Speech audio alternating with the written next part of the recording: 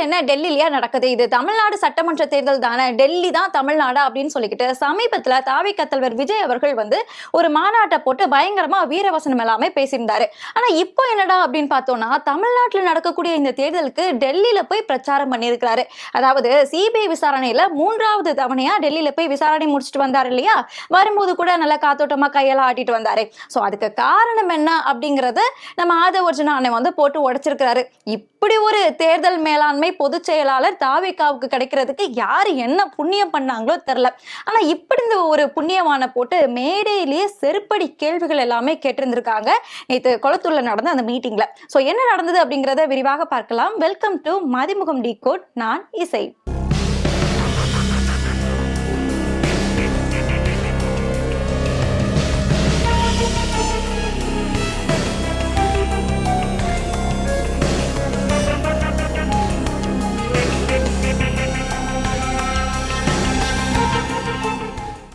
Booster சுகரை control பண்ணும், உங்க ஆரோக்கியத்தை மீட்டு தரும். சர்க்கரையை கட்டுப்படுத்துறதுக்கான எளிமையான வழிமுறை, இயற்கையான வழிமுறை. அனைத்து மருந்து கடைகளிலும் கிடைக்கும். முதலமைச்சர் தொகுதியான கொளத்தூர் தொகுதியில போயிட்டு தாவேகா சார்பில் நேற்று நிர்வாகிகள் கூட்டம் ஒண்ணு நடந்தது.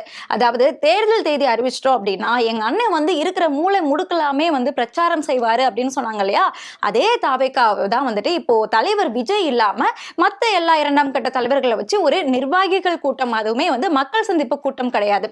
தேர்தல் தேதி அறிவிச்ச உடனே எல்லா கட்சிகளும் பரப்புரையில மும்முரமா செயல்பட்டு இருக்காங்க. மக்களை பார்த்து வாக்கு கேட்க ஆரம்பிச்சிருக்காங்க. இன்னும் ஒருபடி சொல்ல போனோம் அப்படின்னா எல்லாருமே வந்து பெண்களுக்கு அந்த திட்டத்தை நோக்கி போயிட்டு இருக்கும்போது பெண்களையே இழிவுபடுத்துற மாதிரி அதிமுக எல்லாம் பேசு பொருளா மாறிட்டு இருக்காங்க. அண்ணன் சிபி சண்முகத்தை தான் சொல்றேன். சோ இதெல்லாம் பார்த்து தாவேகா கத்துக்காம இந்த பக்கத்துல நிர்வாகிகள் கூட்டம் அப்படின்னு சொல்லிட்டு கொளத்தூர் தொகுதியில நேற்று ஒரு கூட்டத்தை போட்டிருந்திருக்காங்க. அதுவும் அந்த கூட்டத்துல விஜயே கலந்துக்கல. ஆனா வந்து தாவேகா 234 தொகுதிகளில் போட்டியிடும் அப்படிங்கிறதையும் அபிஷியலா அந்த கூட்டத்துல திரு ஆதவர்ஜுனா அவர்கள் வந்து அறிவிச்சிருக்கிறாரு.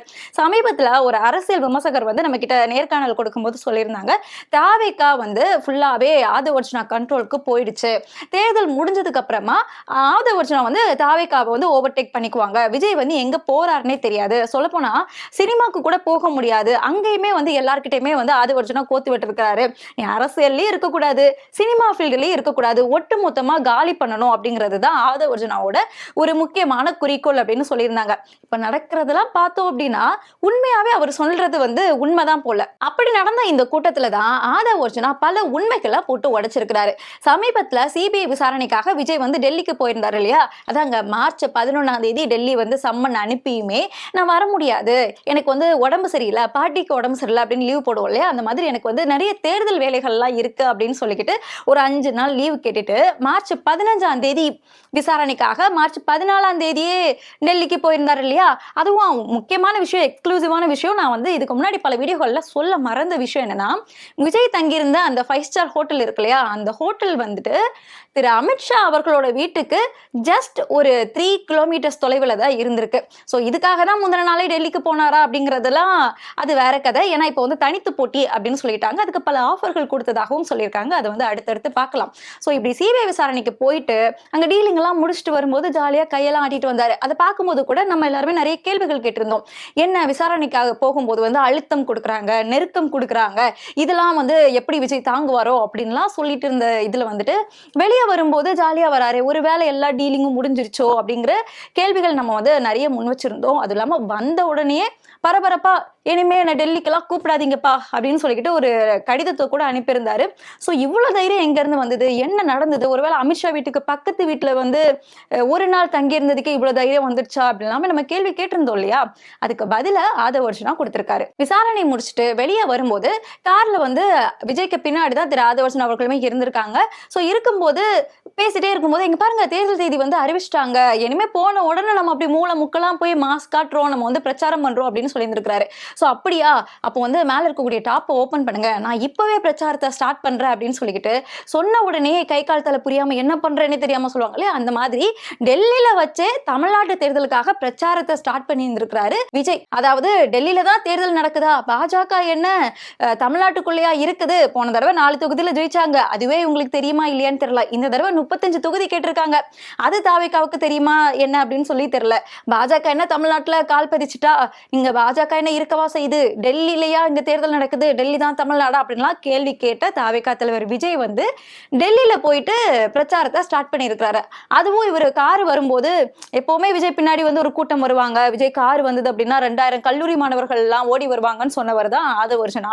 ஸோ அதே மாதிரி இந்த இடத்துல ஒரு 2000 பேர் நின்னாங்களாமா. ஸோ டெல்லியில இருக்கக்கூடிய விஜயோட ரசிகர்களுக்கு தமிழ்நாட்டுல தேர்தல் நடக்க போகுது இல்லையா, அதனால வந்து பிரச்சாரம் செஞ்சிருக்கிறாரு விஜய். ஆனா எந்த காரணத்தை கொண்டும் தமிழ்நாட்டுல பிரச்சாரமே செய்ய மாட்டேன் அப்படின்னு சொல்லிட்டு ஒரு மாசத்துக்கு முன்னாடியே எல்லாருக்கிட்டயுமே சொல்லிட்டாரு. அதாவது தேர்தல் எல்லாம் முடிஞ்சு எலெக்ஷனோட ரிசல்ட் எல்லாமே வந்து அதுல ஒருவேளை நான் ஜெயிச்சேன் அப்படின்னா நான் வீடு வீடா வந்து உங்களை பாக்குறேன் அப்படின்னு சொல்லிட்டு ஏற்கனவே சொல்லியிருந்தாரு இல்லையா. அதனாலதான் தமிழ்நாட்டுல இருக்கக்கூடிய மக்களை தானே பார்க்க போகக்கூடாது, ஸோ டெல்லியில நான் போய் பார்க்கலாம் அப்படின்னு சொல்லிட்டு டெல்லியில பிரச்சாரம் பண்ணிட்டு இங்க வந்து விஜயே இல்லாத ஒரு கூட்டத்துல விஜய் வந்து தனித்து போட்டியிட போறாரு அப்படின்னு சொல்லிக்கிட்டு திரு ஆதவர்ஜுனா அவர்கள் வந்து அறிவிச்சிருக்கிறாரு. அதாவது 234 தொகுதியிலையுமே தாவேகா தனித்து போட்டியிட போகுது. அப்படி பார்த்தோம்னா 234 தொகுதிக்குமே வேட்பாளர்கள் தேவைப்படுது தாவேகாவுல மட்டுமே இருந்து. ஏற்கனவே புதுச்சேரியில இருக்கக்கூடிய அந்த 30 தொகுதி இருக்கு இல்லையா, அந்த 30 தொகுதிக்கு வேட்பாளர்கள் கிடைக்காம அல்லாடுறதா தள்ளாடுறதா செய்திகள்ல இன்னைக்குதான் வந்திருக்கு, நீங்களே போய் பார்க்கலாம். ஸோ அப்படி இருக்கும்போது 234 தொகுதிக்குமே இவங்க வேட்பாளர்களை எங்க இருந்து தேர்ந்தெடுக்க போறாங்க அப்படின்னு தெரியல. நமக்கு தெரிஞ்ச அந்த 20-30 வேட்பாளர்களை தவிர்த்து மற்றவங்களை கண்டுபிடிக்கிறதுக்காக தான் யாருக்கிட்ட வந்து டப்பு இருக்கு, துட்டு இருக்கு, ஒர்த்தான வேட்பாளரா இருக்கிறாங்க அப்படின்னு சொல்லிட்டு 2 கட்ட நேர்காணல்கள் நடந்தது. எல்லாரும் பிரச்சாரத்துக்கே போயிட்டாங்க, இப்பதான் அவங்க வந்து நேர்காணல்லாம் பண்ணிட்டு இருக்கிறாங்க. ஸோ இனிமே வந்து 3வது கட்டம், 4வது கட்டம், 5வது கட்டம் அப்படின்னு தேர்தல் நெருங்குற வரைக்கும் இவங்க கட்டம் கட்டமா நேர்காணல்களே வச்சுட்டு இருப்பாங்க. ஏன்னா இவங்க தனித்து போட்டிடுறாங்க, வேட்பாளர்கள் தேவைப்படுது இல்லையா.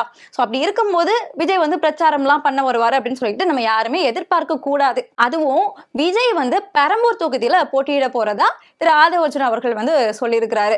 அது இந்த முடிவை எடுத்ததுமே வந்து கண்டிப்பா ஆதவர்ஜுனாவா தான் இருக்கும். ஏன்னா ஆதவர்ஜுனா எடுக்கக்கூடிய முடிவு எல்லாமே திமுகவுக்கு தான் சாதகமா இருக்கும். ஸோ பெரம்பூர் தொகுதியில விஜயை நிறுத்தி விட்டு அட்லீஸ்ட் ஒரு தொகுதியிலையாவது விஜயாவது ஜெயிப்பாரு அப்படின்னு இருக்கக்கூடிய அந்த மிச்ச சொச்ச நம்பிக்கையுமே தவிடுபொடி ஆக்கியிருக்கிறாரு அண்ணன். அதனாலதான் தனித்து போட்டி அப்படின்னுமே விஜய் வந்து மாட்டி விட்டு இருக்கிறாரு. என்டிஏ கூட ஓரளவு கூட்டணி சேர்ந்தாலாச்சோ விஜய் ஜெயிக்கிறதுக்கு வாய்ப்பு இருக்கு அப்படின்னு சொல்லிட்டு பல கருத்து கணிப்புகள் எல்லாமே வந்த போதும், அதுவும் ஆதவர்ஜுனா அவர்களே சொல்றாங்க, பாஜக வந்து இவங்களுக்கு வந்து ஒரு ஆஃபர் கொடுத்ததாமா, 90 தொகுதிகள் வந்து தாவேகாவுக்கு தரோம் அப்படின்னு சொல்லி பார்த்தாங்களாம். இவங்க வந்து வேணான்னு சொல்லிட்டாங்களாம். அப்புறமா சரி 2 வருஷம் நீங்க முதலமைச்சர், 2 வருஷம் எடப்பாடி முதலமைச்சர் அப்படிங்கிற ஒரு டீலிங்குமே போட்டிருந்திருக்காங்க. அதுக்குமே வந்து தாவேகா வேணான்னு சொல்லிச்சாமா. இது தாவேகா வேணான்னு சொல்லிச்சா இல்லைன்னா இந்த கோரிக்கையை தாவேகா வச்சு பாஜக வேணான்னு சொல்லி அடிச்சு துரத்துனாங்களா அப்படிங்கிறது வேற ஒரு கதை. அது வந்து தெரிஞ்சவங்களுக்கு தான் தெரியும். ஸோ இப்போ ஆதவர்ஜுனா சொன்ன மாதிரி இந்த ஆஃபர் எல்லாம் கொடுத்துமே சிபிஎஸ்சின்னு பல நெருக்கடிகள் எல்லாமே திமுக கொடுத்துமே இவங்க வந்து தனியா போட்டிடுறோம் அப்படின்னு அண்ணன் வந்து சொல்லி விஜயை வந்து மறுபடியும் மாட்டி விட்டு இருக்கிறாரு. அதாவது ஏதாவது ஒரு கூட்டம் நடக்குது அப்படின்னா விஜய் வந்து இழுத்து விடலை அப்படின்னா இவருக்கு வந்து தூக்கம் வராது இல்லையா, அப்படியே வந்துட்டு செந்தில் பாலாஜி அவர்கள் தான் கொலையாளி. இதுக்கு முன்னாடி திருப்பரங்குன்றம் விஷயம் பத்தி ஏன் பேசல அப்படின்னு கேட்கும்போது வழக்கு வந்து விசாரணை போயிட்டு இருக்கு, இந்த விஷயத்துல நம்ம எப்படி சொல்ல முடியும், இதெல்லாம் லா படி ரொம்ப தப்பு அப்படின்னு பேசியிருந்தாங்க. ஆனா இப்போ இந்த கரூர் விவகாரம் சிபிஐ விசாரணையில தான் போயிட்டு இருக்கு. ஸோ இப்போ அவங்களோட லா எங்க போச்சுன்னு தெரியல. திரு செந்தில் பாலாஜி அவர்கள் தான் வந்துட்டு கொலையாளி அப்படின்னு ஓப்பன் ஸ்டேட்மெண்ட்டும் கொடுத்து விஜயை வந்து மறுபடியும் சிக்கல்ல சிக்க வச்சிருக்கிறாரு. அதுவும் இந்த தேர்தல் நெருங்கக்கூடிய இந்த காலகட்டத்துல. அதனாலதான் சொல்றேன், இந்த மாதிரி ஒரு தேர்தல் மேலாண்மை பொதுச் செயலாளர் வந்து தாவேகாவுக்கு கிடைக்கிறதுக்கு விஜய் புண்ணியம் பண்ணியிருந்திருக்கணும். இப்படிப்பட்ட புண்ணியமான நேற்றுக்கு மேடையிலேயே போட்டு செய்கை செஞ்சிருக்கிறாரு திரு அசோக் அவர்கள். இவங்க வந்து தாவேகாவோட நிர்வாகி. விஜயோட கிட்டத்தட்ட ஒரு 12 வருஷம் வந்து தொடர்ந்து பயணிச்சவர் தான் இவர். ஆனா விஜயோட பயணிச்சாலுமே இவர் அடிமட்டத்துல பார்த்தோம் அப்படின்னா ரஜினியோட ஒரு தீவிரமான ரசிகரா இருந்திருக்கிறாரு.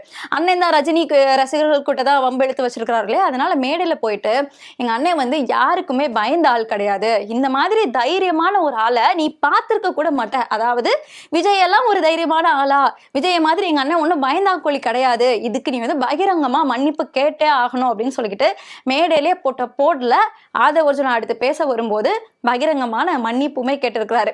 அது பேச வேண்டியதெல்லாம் பேச வேண்டியது, அதுக்கப்புறமா மன்னிப்பு கேட்க வேண்டியது.